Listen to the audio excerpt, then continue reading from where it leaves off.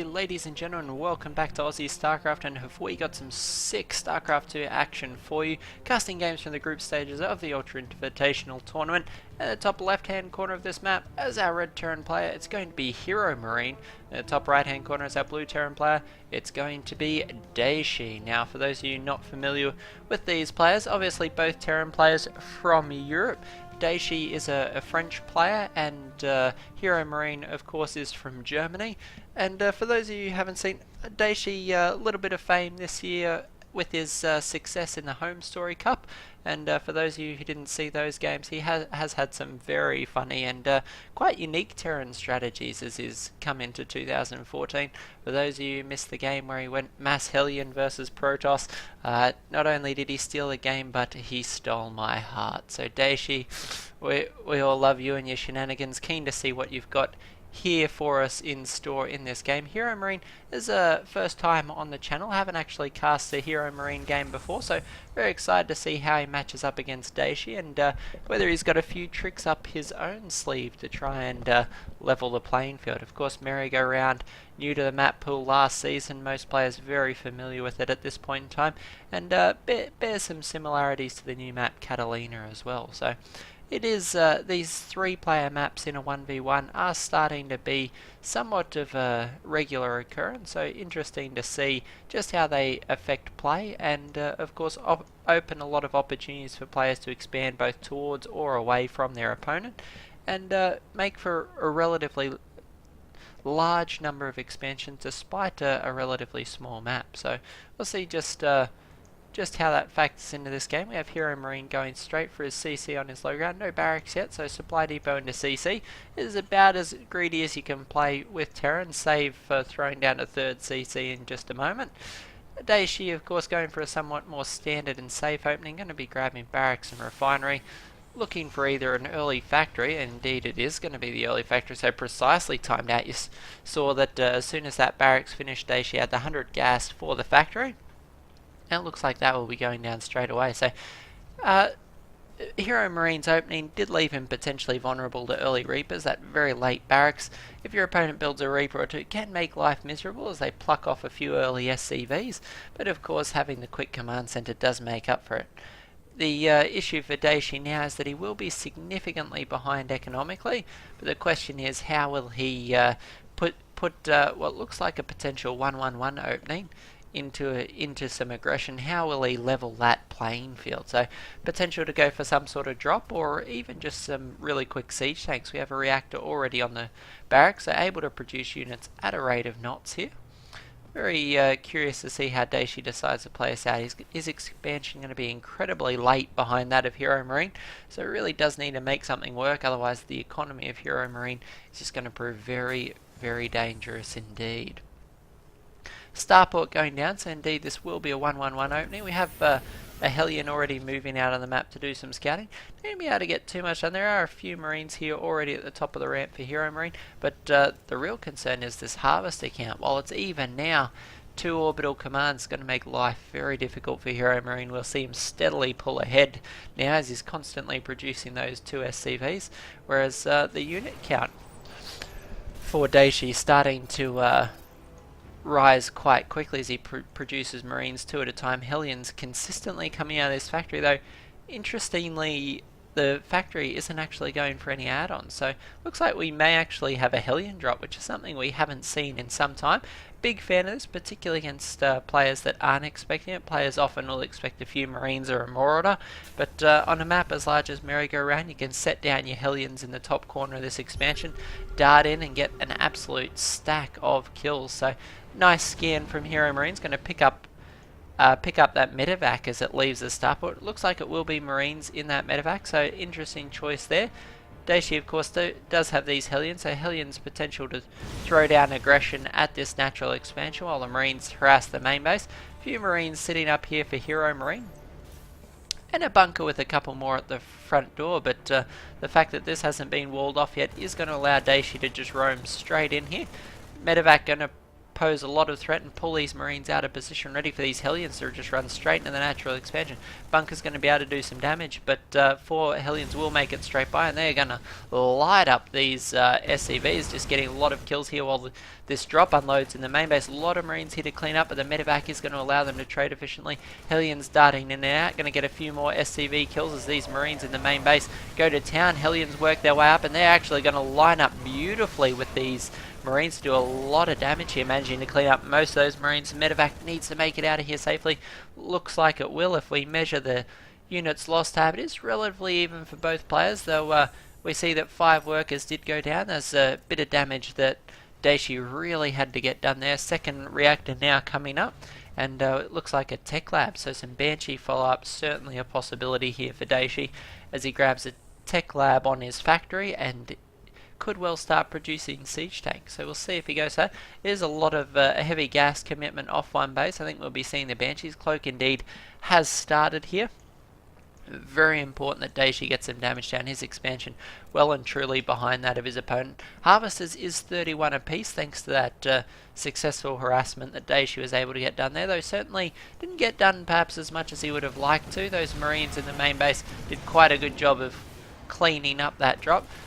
The Viking here going to be able to do a lot of damage as medevac. Oh, in fact manages to get it before it unloads. That's a big pickup here for Heromarine, able to get 1300 resources killed thus far in the game. So nice little defense here from Heromarine, managing to take this base quickly and hold on to a second medevac here. Could well go down if it's not careful. Boost will take it to safety. And we have Dayshi here throwing down a third CC to try and catch up. Knows he's well and truly behind economically, though probably doesn't know that he's as close as he is. Of course, there is the harvester difference in the mules particularly, making that resource tab certainly swing in favour of Heromarine. But this third CC coming up quite quickly could well swing him back into safety. That CC is going to get picked up by this scan, so Heromarine, aware of what is going on, going to know that he could possibly expand behind this, though very dangerous as he doesn't actually have any air in place. We have a few Banshees, well actually just the one Banshee. I thought there was an earlier Banshee produced. Indeed there is. It is currently in the middle of Heromarine's base doing a lot of damage. Going to force out a scan here. No energy just yet. Almost enough energy there, but this Banshee is doing so much damage. 5 kills, 6 kills on these Marines. The Viking going to be able to do a lot of damage here. There's 3 Vikings in position. Unfortunately for Heromarine, he's been busy throwing down those scans, and he only just got enough energy for the second scan. So using 2 scans, that's 500 minerals plus the 6 or 7 units killed, certainly making that Banshee very worthwhile. Another Banshee is heading out across the map here. This Banshee could well get to the opposing base before there's energy for enough scans. Unfortunately, missile turrets now up and in place. Heromarine won't be taking any more damage from that harass, unless of course good positioning may actually be able to do some damage to the siege tank. There's going to have to be super careful. About 20 seconds away from any scan energy, though the missile turret does provide detection further than it can shoot. We see another missile turret going down in the main here just to ensure that this production is kept safe. Plenty of Marines sitting on the ramp, and that Banshee is going to need to pull back. Unfortunately, these 3 Vikings wanting to follow it home, ensure that when that cloak does run out, they can bring it down. And what started as quite an aggressive game now starting to revert to a somewhat more standard macro game. Both players starting to throw down an increase production facility, going for those upgrades. We have 1-1 on the way for Heromarine. +1 and Stimpack on the way for Dayshi. Now Stimpack has already finished up for Heromarine, went for that quite quickly. Of course that's the advantage to that quick economic opening he did go for. Allows him extra minerals and gas to throw down those upgrades just a little bit quicker. Dayshi of course now going for his own third base. A lot of units out for Heromarine. It is relatively even supply wise, as we can see.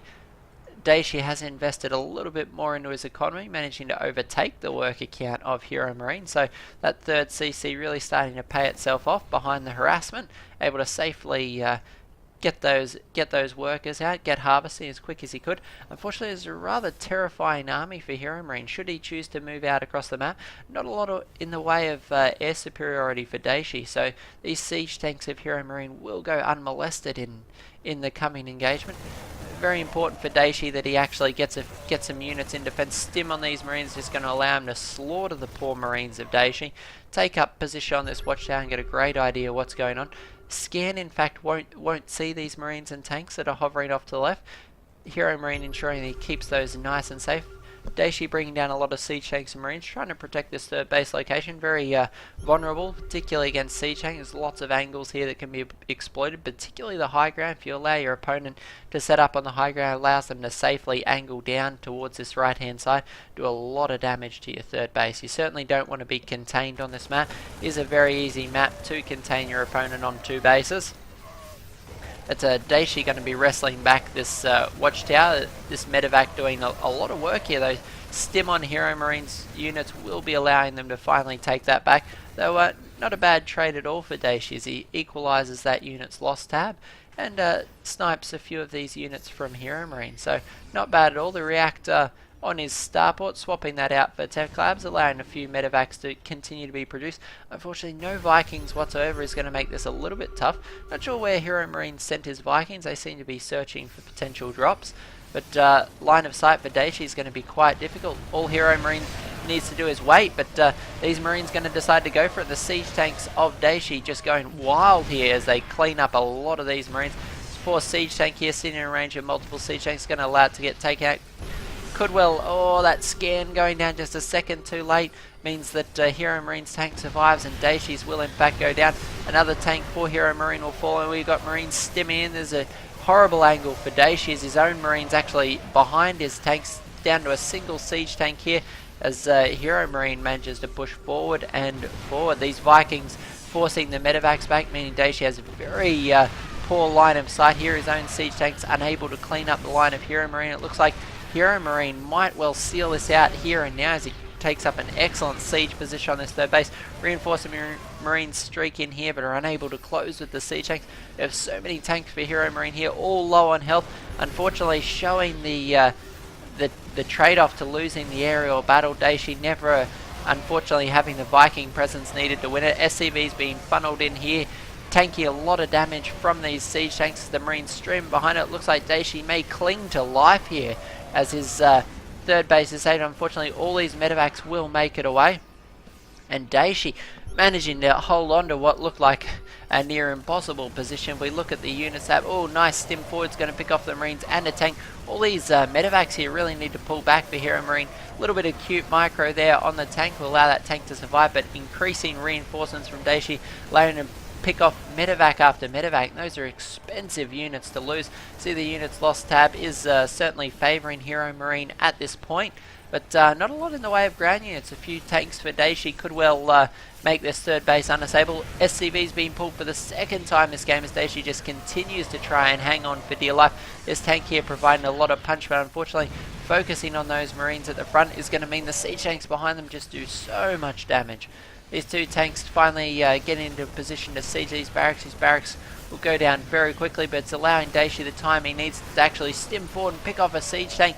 Back and forward between these two Terran players. Dayshi's unit supply is 20 lower than Heromarine. It looks like Heromarine getting a more and more aggressive position as his Marines force back the units of Dayshi. Dayshi ready to pull his SCVs yet again for the third time.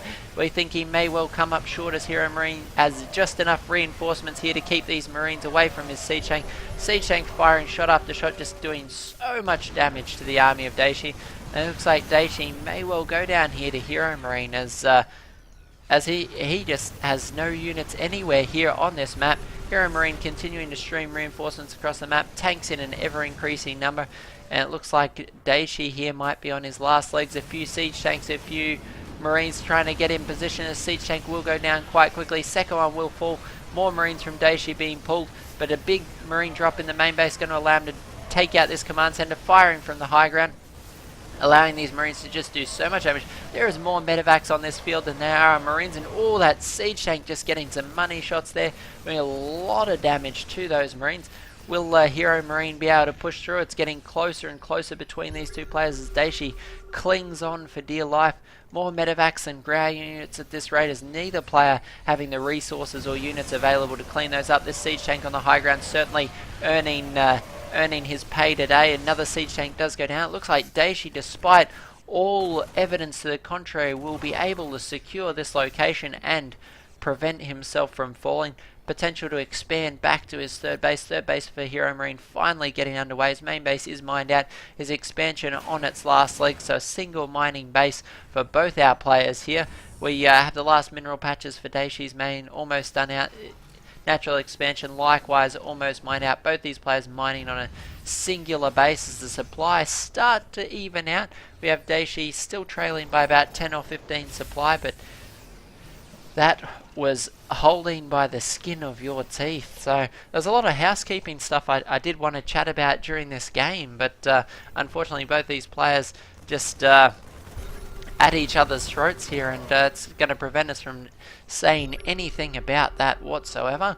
But Dayshi just I'm absolutely speechless. I know Dayshi's a great player, but managing to hold on there, it looked like everything was working against him. Now he's got his production back in line. Those Marines streaming out 10 or 11 at a time. He's quickly closing the gap between him and Heromarine. Heromarine still about 10 supply ahead, but Dayshi's macro just not missing a beat here as he just continues to produce unit after unit. Vikings now coming out for Heromarine. These will prove all important in this coming engagement. Vikings, you need to win the air battle to win the ground battle, and Heromarines use that to his advantage several times thus far in this match. We'll see if he's able to do it again. These Marines from Heromarine unfortunately pushing out without the medevacs, meaning Dayshi's forces able to do a lot more damage here. Nice positioning though on that second engagement will allow him to clean up all those Marines, sit back and even pick off a medevac there. So nice work on that engagement from Heromarine. Sniping a medevac, very important. Got to keep those gas units out. Stops your opponents from having the luxury of building things like Vikings and other very useful units.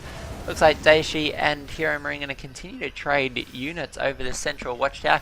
Heromarine now with a 15 supply lead, dropping a few more Marines. Vikings now in position as he watches out, but a drop in the main base of Heromarine gonna be very irritating. Force Heromarine to bring some of these units back. A few more workers have gone down. In fact, we have 41 workers killed for Heromarine. Those will be Dayshi's that he repeatedly had to pull to stay alive. But both our players actually within one worker of each other, so Dayshi managing to do a good job with the harass, keep himself in this game, moving out with all of his forces here. These siege tanks siege out very aggressively. A few of these could go down to the Marines. Vikings overhead, but almost irrelevant here as the line of sight is this battle's occurring on top of the siege tanks. Unfortunately for Dayshi, those siege tanks being caught before they could do the damage needed, and with a 50 supply lead, it looks like Dayshi will be forced to tap out of that game. So a great TvT to open this group stage. Hope you guys enjoyed it. I most certainly did. Always love to see Dayshi play. Unfortunately, Heromarine able to get the edge on him in that game. We have plenty more StarCraft coming up after this, guys, so if it's your first time on the channel, please subscribe. There's plenty more to come. We have a stack of action to cover this weekend, a few games that we want to do Let's Play series on, along with a stack of amazing StarCraft, so hope you guys are ready for a great weekend. I certainly am. This is Aussie StarCraft, and I'll catch you in the next cast.